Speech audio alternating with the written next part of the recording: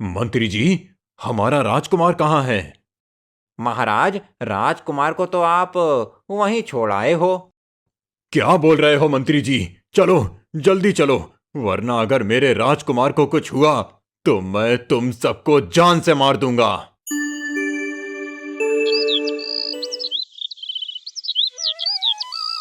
रामगढ़ के राजा वीर प्रताप की 7 रानियां थी। सातों रानियों में विशेष प्रकार के गुण थे। रानी सुनैना बुद्धिमत्ता के लिए जानी जाती थी। रानी मीनाक्षी एक कुशल कलाकार थी जो चीजों को जोड़कर कुछ भी बनाना जानती थी। रानी नम्रता एक बहादुर योद्धा और रणनीतिज्ञ। रानी सुलेखा एक कुशल चिकित्सक औषधि विशेषज्ञ थी। रानी खुशी जानवरों की भाषा समझ लेती थी। रानी भूमिका कृषि और पर्यावरण ज्ञान की विशेषज्ञ थी और रानी सिमरन एक खगोल शास्त्री और गणितज्ञ थी। रानियों की इन सभी शक्तियों के बारे में हर कोई भली भांति जानता था। सभी रानियों में आपस में बहुत प्रेम था। वो सब एक साथ मिलजुल कर रहा करती थी और राज्य के कार्यभार में भी राजा वीर प्रताप का हाथ बटाती थी। राजा वीर प्रताप की बाकी रानियां तो कोई भी संतान नहीं दे पाई थी, पर सबसे छोटी रानी सिमरन के विशाल नाम का एक पुत्र था, जिससे सभी रानियां बहुत प्रेम करती थी। विशाल, देखो पुत्र, अगर तुम भोजन नहीं करोगे तो तुम शक्तिशाली कैसे बनोगे? चलो जल्दी से भोजन कर लो। माँ, मुझे बिल्कुल भी भूख नहीं है। अच्छा, आज हम नगर में घूमने जा रहे हैं, हमारे साथ घूमने कौन चलेगा? माँ, मुझे भी नगर घूमने जाना है। अच्छा, तो फिर घूमने के लिए तो शक्तिशाली होना बहुत जरूरी है। पेट खाली होगा तो हम घूम कैसे सकेंगे? हमें तो खूब सारा भोजन करना है ना। अगर तुम भोजन नहीं करोगे तो चलते चलते थक जाओगे। माँ, अगर मैं भोजन कर लूँगा तो मुझे शक्ति आ जाएगी। बिल्कुल बेटा, तुम बहुत शक्तिशाली बन जाओगे। क्या तुम भोजन करना चाहोगे? पर क्या फायदा, तुम तो भोजन करने के लिए मना कर रहे हो। माँ, मुझे बहुत जोरों की भूख लगी है, मुझे खाना दो, फिर मैं नगर घूमने जाऊंगा। बहुत सुंदर। आप सभी का विशाल के लिए इतना प्रेम देखकर मुझे बहुत प्रसन्नता होती है। हाँ महाराज, सभी रानियां विशाल को बहुत प्रेम करती हैं। मैं तो यही कहूँगी कि हमारा विशाल बहुत भाग्यशाली है, जो उसे एक नहीं 7 माएं प्यार करने के लिए मिली है। महाराज, हम सभी विशाल को बहुत प्रेम करते हैं और जीवन में हमारे पुत्र पर यदि कोई संकट आया तो उसे सबसे पहले हमें पार करना होगा और उसके बाद वो हमारे पुत्र तक जा पाएगा। हाँ महाराज, हम साथ में 7 रक्षा कवच है जो अपने पुत्र की सदैव रक्षा करेंगी। अपनी रानियों का पुत्र विशाल के प्रति प्रेम देखकर राजा वीर प्रताप सचमुच बहुत प्रसन्न होते हैं। पर एक दिन अचानक संकटों का पहाड़ टूट पड़ा। राजकुमार विशाल गंभीर रूप से बीमार पड़ जाते हैं और राज्य के बड़े से बड़े चिकित्सक और वैद्य उन्हें ठीक करने में असमर्थ होते हैं। वैद्य जी, कोई तो इलाज होगा इस बीमारी का जिससे हमारा पुत्र ठीक हो जाए। कोई तो ऐसी जड़ी बूटी होगी जिससे वो ठीक हो सके। कृपया करके बता दीजिए, हम उसे मंगवाने की पूरी कोशिश करेंगे। एक औषधि तो है जिससे राजकुमार विशाल बिल्कुल ठीक हो सकते हैं, परंतु वो दुर्लभ जड़ी बूटी दूर जंगलों के पार पहाड़ों पर पाई जाती है और वहाँ पर बहुत मुश्किल से ही पहुँचा जा सकता है और उस जड़ी बूटी की पहचान हर कोई नहीं कर सकता। उसे पहचानने के लिए किसी कुशल औषधि विशेषज्ञ की आवश्यकता होगी। मेरा राजकुमार के पास रहना बहुत ज़रूरी है, क्योंकि समय समय पर मैं उन्हें अपनी तरफ से कुछ औषधि देने की कोशिश कर रहा हूँ। मैं राजकुमार को अकेला छोड़कर नहीं जा सकती महाराज। अचानक कुछ भी हो सकता है, इसीलिए आपको किसी और कुशल वैद्य को, जिसको औषधि की जानकारी हो, उसे भेजना पड़ेगा हमारे साथ। राज्य में ऐसा कोई भी चिकित्सक नहीं जो उस औषधि के बारे में जानता हो। महाराज, वैद्य जी शायद ये बात भूल रहे हैं कि मैं कुशल औषधि विशेषज्ञ हूँ। मैंने अपनी माँ से इस कार्य में बहुत कुशलता हासिल की हुई है। मैं किसी भी औषधि का पता देखते ही लगा लेती हूँ। मैं हर औषधि की पहचान रखती हूँ। वैद्य जी, मुझे बताइए कि वो औषधि दिखने में कैसी है। बस बाकी सब मुझ पर छोड़ दीजिए। मैं सही औषधि ढूंढकर ले ही आऊंगी और तभी लौटूंगी। सुरेखा, आप तो जानती हैं कि मुझे पर्यावरण की कितनी जानकारी है। इस कार्य में मैं भी आपका साथ दूंगी और मैं जानवरों की भाषा समझ लेती हूँ, जो कि जंगली रास्तों से गुजरने में काफी सहायता करेगा। एक एक करके सभी रानियों ने अपने अपने गुणों के अनुसार एक साथ जड़ी बूटी लाने के लिए शपथ ली। मेरी बहनों, मेरी बेटी का जीवन आपके हाथ में है। हमें उसे बचाने के लिए इस जड़ी बूटी को पुनः प्राप्त करना होगा। मैं आप सबके साथ सेना को जाने के लिए अभी आदेश देता हूँ। महाराज, आप मेरी शक्ति से भली भांति परिचित हैं। मैं किसी भी परिस्थिति से मुकाबला करने में सक्षम हूँ और जब हम सब रानियां एक साथ मिल जाते हैं तो किसी भी परिस्थिति से लड़ सकते हैं। हाँ, मैं अपनी रानियों को भली भांति जानता हूँ, इसीलिए मैं आप सातों को जाने की इजाजत देता हूँ। सभी रानियां अपनी अपनी क्षमताओं का उपयोग करते हुए खतरनाक यात्रा पर निकलती हैं। जंगल में प्रत्येक रानी की अद्वितीय क्षमता सामने आती है। रानी सुनैना जंगल की खोज के लिए प्रभावी योजना बनाती है। रानी मीनाक्षी आराम और सुरक्षा के लिए आश्रय का निर्माण करती है। रानी सुलेखा जड़ी बूटी के लिए कई संभावित स्थानों की पहचान करती है। रानी खुशी पक्षियों और छोटे वन प्राणियों से बातचीत करती है, जो जड़ी बूटी के स्थान के बारे में सुराग देते हैं। रानी भूमिका जड़ी बूटी के पनपने के लिए सही पोषक तत्वों से समृद्ध सबसे उपजाऊ क्षेत्रों की पहचान करती है। तारों से जगमगाते आकाश के नीचे रानी नम्रता घने जंगल के माध्यम से समूह का मार्गदर्शन करती है। अंत में एक बुद्धिमान बूढ़े तोते की मदद से, जिससे रानी खुशी मित्रता करती है और बातचीत के माध्यम से वो एक छुपी हुई चांदनी वाली घास के मैदान में मायावी जड़ी बूटी का पता लगाते हैं, जैसा कि रानी सुलेखा ने पहचाना था। अंत में उन्हें दुर्लभ जड़ी बूटी मिल जाती है। वापस लौटने पर राजकुमार विशाल को जड़ी बूटी दी जाती है, तो वो तेजी से ठीक हो जाते हैं। सभी लोग सातों रानियों की बहुत प्रशंसा करते हैं। उन्होंने अपनी कुशलता से राजकुमार विशाल की गंभीर बीमारी को ठीक कर दिया। माँ, देखो माँ, मैं ठीक हो गया हूँ। अब तो मैं फिर से खेल सकता हूँ। हाँ बेटा, अब तुम अच्छे से खेल सकते हो। अब तुम बिल्कुल ठीक हो। तभी राजकुमार विशाल राज्य में खेलने लगते हैं। पूरे राज्य में खुशी की किरणें गूंज रही थी। मंत्री जी, आज हम बहुत प्रसन्न हैं। पूरे राज्य में मिठाई बंटवा दीजिए। जी महाराज, मैं अभी सैनिकों के साथ जाकर मिठाई बंटवा देता हूँ।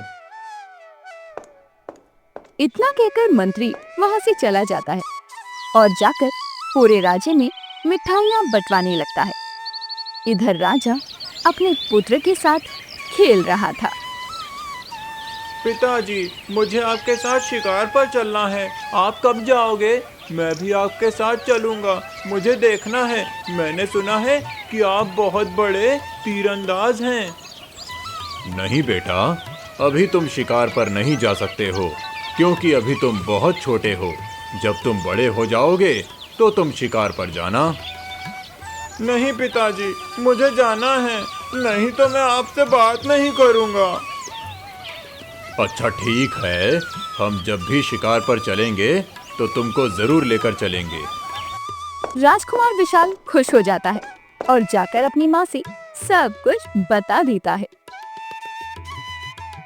अरे वाह, मेरा राजकुमार शिकार करने जाएगा। लेकिन बेटा, तुम अपना ध्यान रखना, कहीं तुम्हें कुछ हो ना जाए। अरे माँ, अभी मैं नहीं जा रहा हूँ, जब पिताजी जाएंगे तभी जाऊंगा ना। अरे वाह बेटा, तो तुम अपने पिताजी के साथ जाओगे। चलो ठीक, तुम चले जाना। लेकिन अभी तुमने सुबह से कुछ भी नहीं खाया है। अब चलो, पहले तुम खाना खा लो, उसके बाद तुम्हें दूध भी तो पीना है। अरे माँ, मैं अभी नहीं खाऊंगा, मैं अभी जा रहा हूँ खेलने, अभी मुझे भूख नहीं लगी है। तभी रानी सुनैना वहाँ आती है और कहती है, अरे बेटा, अगर तुम खाना नहीं खाओगे तो फिर से बीमार पड़ जाओगे। चलो अब जल्दी से खाना खा लो। फिर रानी सुनैना राजकुमार विशाल को पकड़ के ले जाती है और उन्हें खाना खिलाने लगती है। दिन ऐसे ही हंसी खुशी से गुजर रहे थे। तभी राजा वीर प्रताप अपने मंत्री से कहते हैं, मंत्री जी, कल हमें शिकार पर जाना है।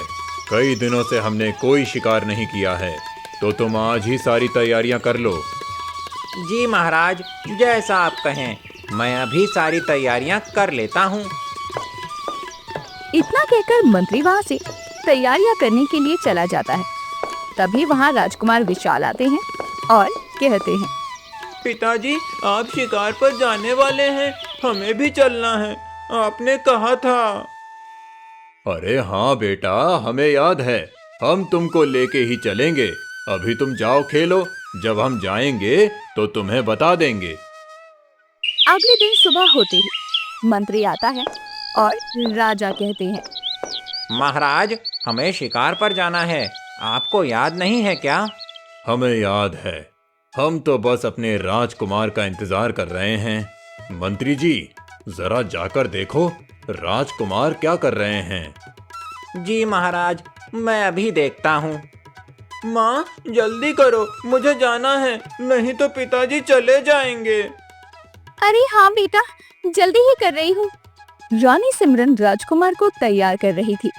तभी मंत्री वहाँ आ जाता है। छोटे राजकुमार, चलो, हमें शिकार पर चलना है। हाँ हाँ मंत्री जी, मैं चल रहा हूँ। माँ, मुझे छोड़ो, अब मैं जा रहा हूँ। इतना कहकर राजकुमार विशाल वहाँ से अपने पिता के साथ चला जाता है।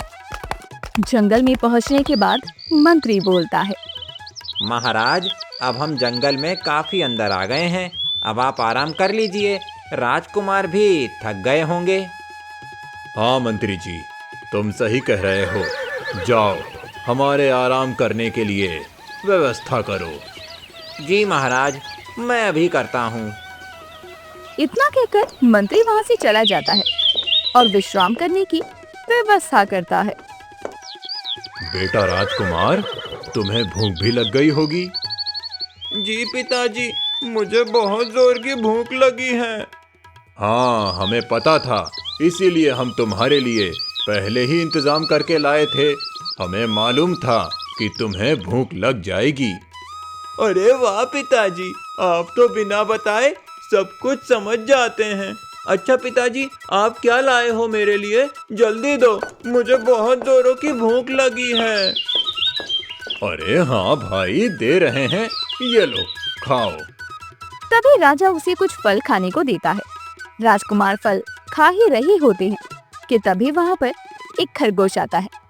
राजकुमार उसे देखकर बहुत खुश होते हैं और कहते हैं, पिताजी, देखो ये खरगोश कितना सुंदर है ना, मुझे ये चाहिए पिताजी। अरे नहीं नहीं बेटा, इसे हम नहीं ले जा सकते हैं। क्यों पिताजी, इसे क्यों नहीं ले जा सकते हैं? बेटा, अगर हम इसे अपने साथ ले चलेंगे तो इसकी माँ इसे खोजेगी और ना मिलने पर वो तो हमें श्राप दे देगी। खरगोश इतना सुनने के बाद बोलता है, अरे नहीं नहीं, इस दुनिया में मेरा कोई नहीं है, मैं अकेला हूँ। अरे पिताजी, ये तो मनुष्य की आवाज में बातें कर रहा है।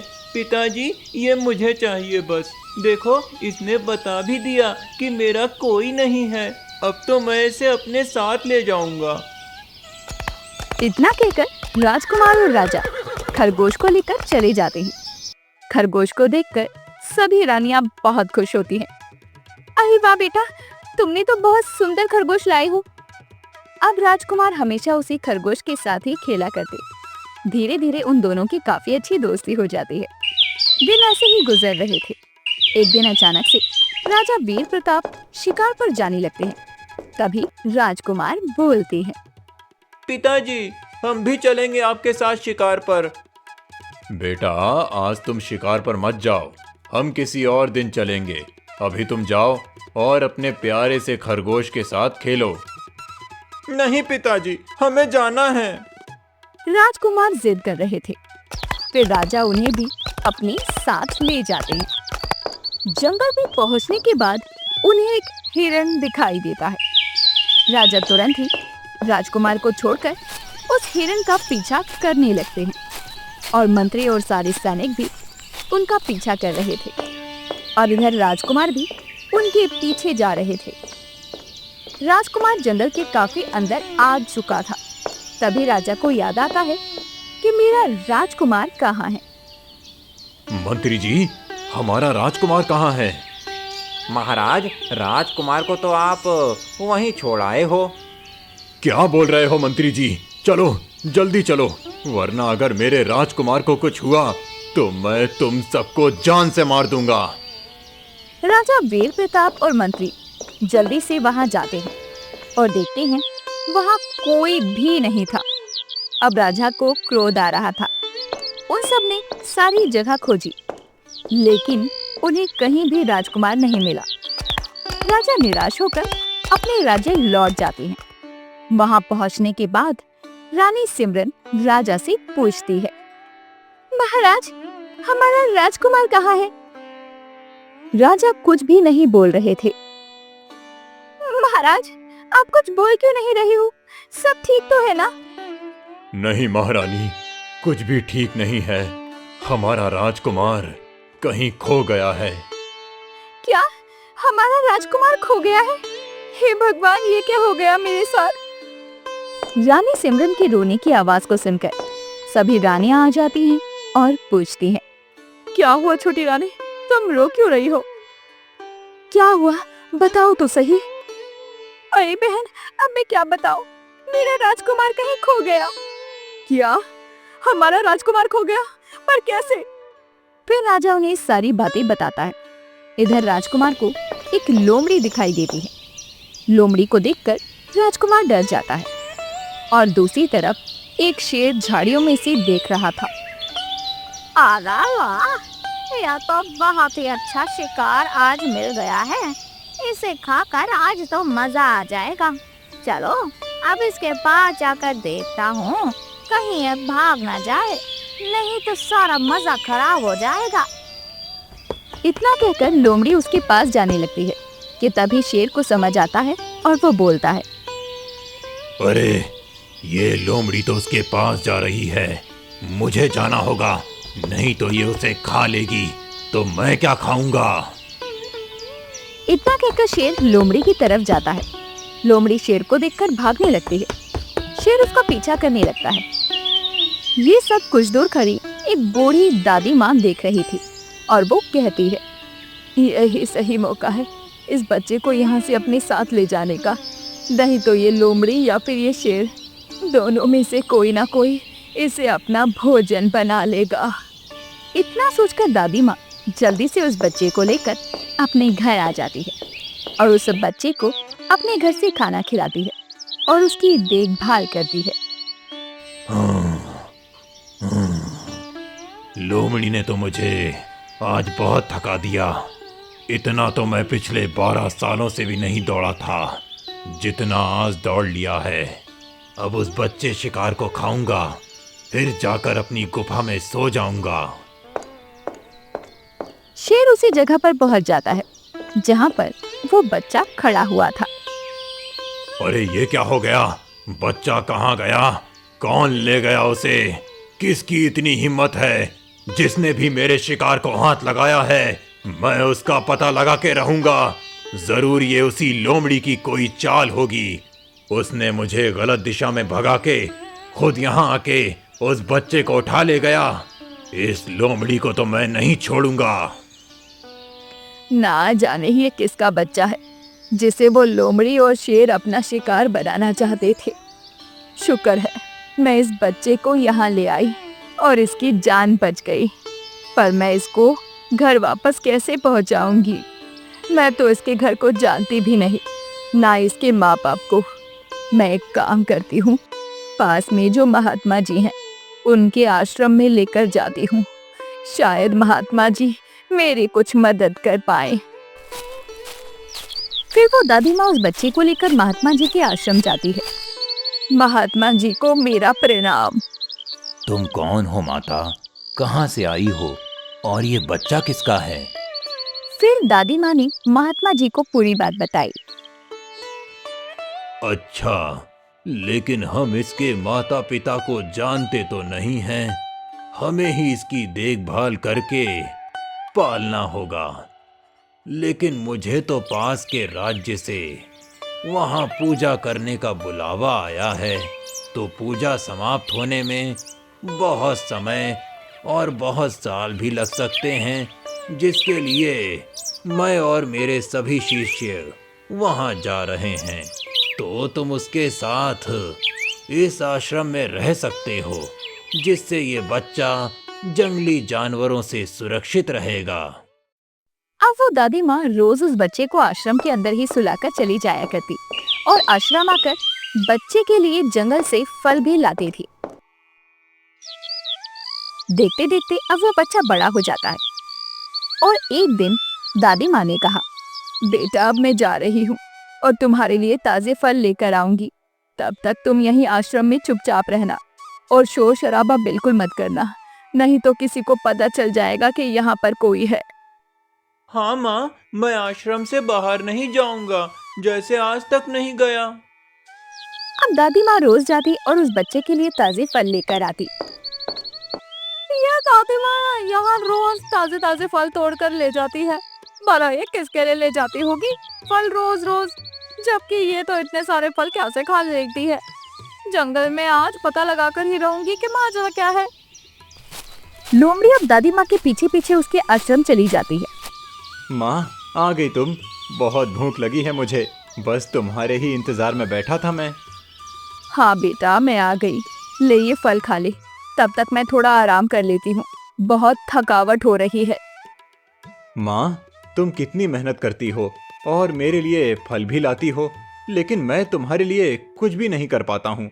माँ, आप मुझे बाहर क्यों नहीं जाने देती हो? देखो ना, तुम कितना थक जाती हो।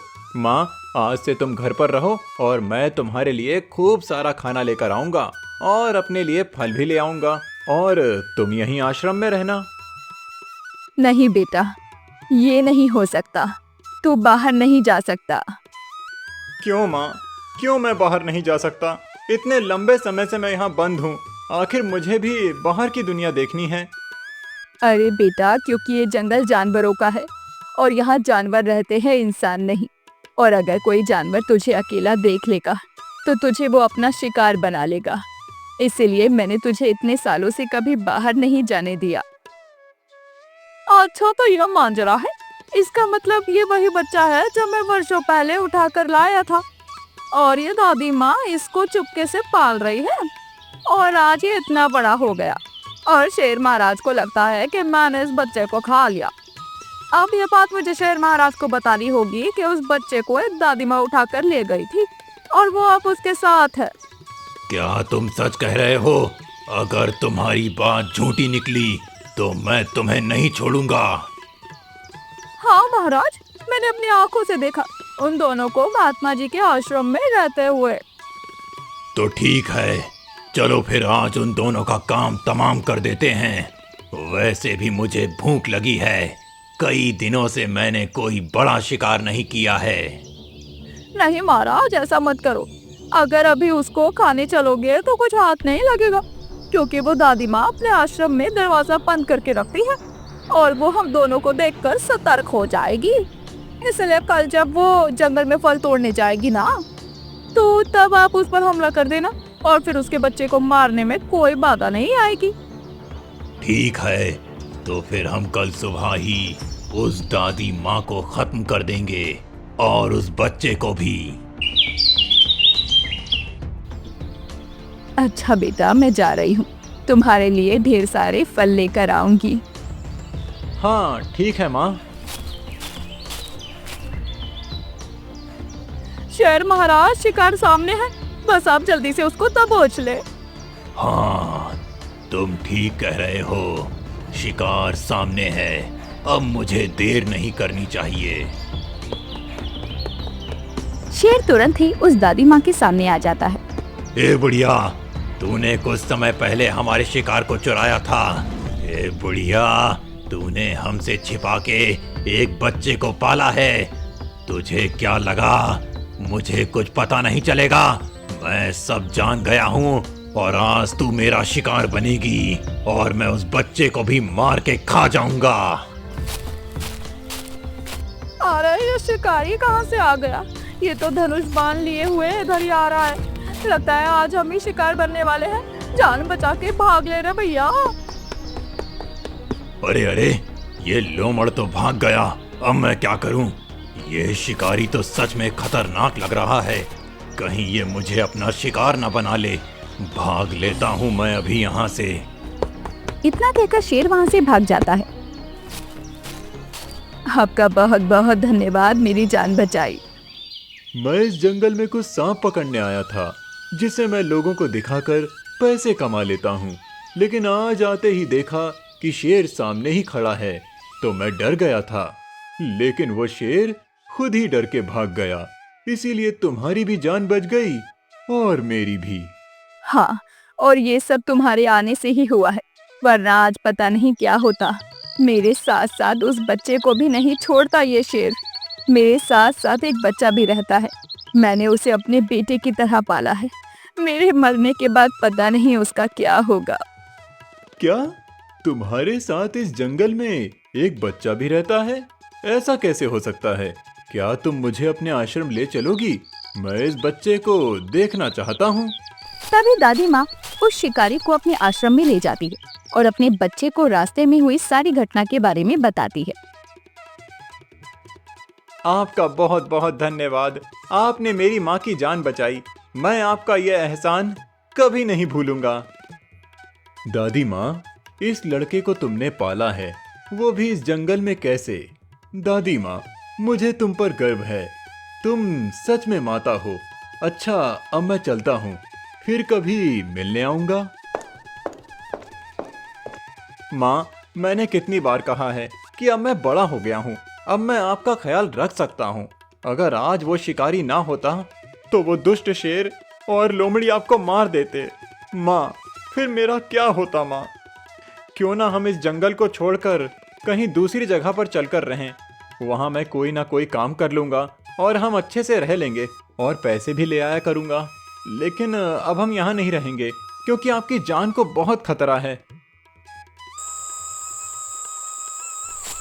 राजकुमार और दादी माँ दोनों अब उसी रात चुपके से जंगल से निकलकर एक छोटे से गांव की ओर आ जाते हैं, जहां वो एक झोपड़ी बनाकर रहने लगते हैं। माँ, मैं काम की तलाश में जा रहा हूँ।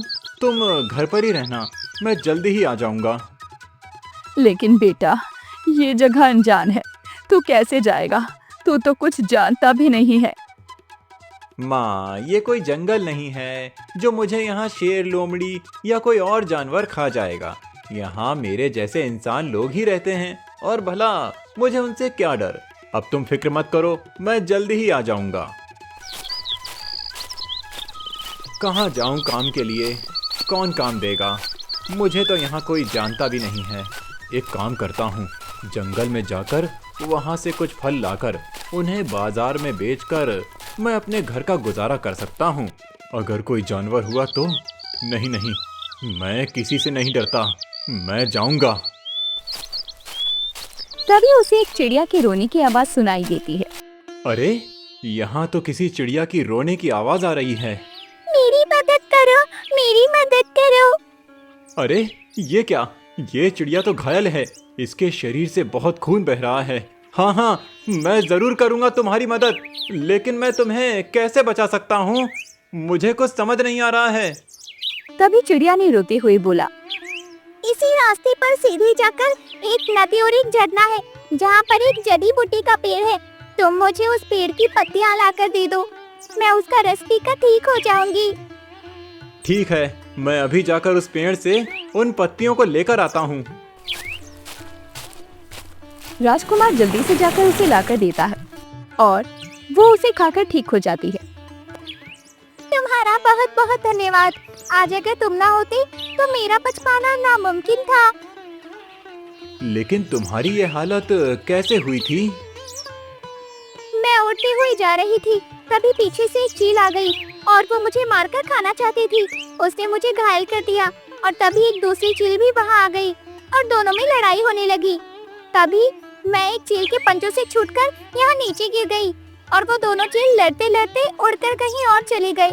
लेकिन तुमने नहीं बताया कि तुम इस जंगल में क्या कर रहे हो और तुम्हारा नाम क्या है? मैं यहीं कुछ दूर एक गांव के किनारे से आया हूँ और मैं यहाँ कुछ ताज़े फल तोड़ने आया हूँ और मेरा नाम विशाल है। मैं कुछ साल पहले अपने पिताजी के साथ शिकार करने आया था। मैं उनसे बिछड़ गया और तभी से एक दादी माँ ने मुझे अपने साथ रख लिया। वो दोनों कुछ देर बातें करते हैं और फिर राजकुमार फल तोड़कर अपने घर चला जाता है। एक दिन रानी सिमरन राजा से कहती है, महाराज, मैं अपने राजकुमार को बहुत याद कर रही हूँ। मुझे लगता है कि मेरा राजकुमार यहीं कहीं है, पर क्या तुम उसे मुझसे मिलवा दोगे? अब उसके बिना जीना मुश्किल हो रहा है। महारानी, याद तो मुझे भी बहुत आती है, लेकिन हम कर भी क्या सकते हैं। तभी वहाँ सभी रानियाँ आती हैं और कहती हैं, बहन तो रो मत, अब हम सभी रानियाँ एक साथ अपने राजकुमार को ढूंढने चलेंगे। ये सुनकर रानी सिमरन बहुत खुश हो जाती है और सभी को गले लगा लेती है। फिर सभी रानियाँ राजकुमार को ढूंढने निकल जाती हैं। ढूंढते ढूंढते उन्हें शाम हो जाती है। फिर उन्हें एक कुटिया दिखाई देती है।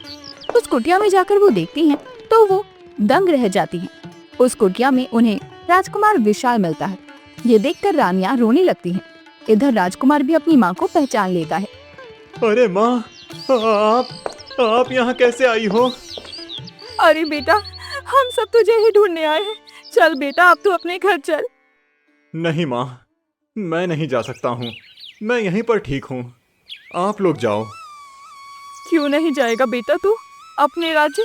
क्या हो गया तुझे, तू बता। माँ, मैं इस दादी माँ को छोड़कर कैसे जा सकता हूँ? मुझे बचपन से लेकर आज तक इन्होंने संभाल कर रखा है।